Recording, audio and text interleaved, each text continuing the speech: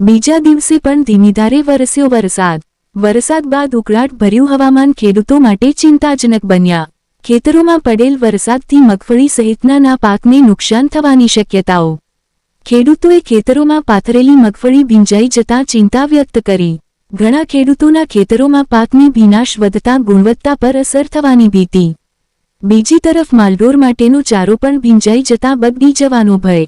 જગતના તાતો માટે વરસાદ આશીર્વાદ કરતાં વધુ અચાનક આફત સાબિત થયો. ખેતરોમાં ઊભા પાકને બચાવવા તાત્કાલિક કામગીરી હાથ ધરાઈ. હવામાન વિભાગે આગામી દિવસોમાં વધુ વરસાદની શક્યતા દર્શાવતા ચિંતા વધારી છે.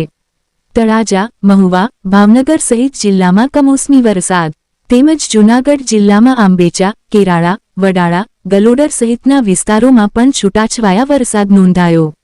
હજુ વરસાદની આગાહી આવતા હજુ ક્યાંક જગતના તાતને ભારે નુકસાની થવાની ભીતિ દેખાઈ રહી છે. તેમજ જાફરાબાદ, અલંગ, મહુવા સહિત સમુદ્ર કિનારે 3 નંબરનું સિગ્નલ લગાવવામાં આવ્યું. રિપોર્ટ પ્રતાપસિંહ સોદિયા.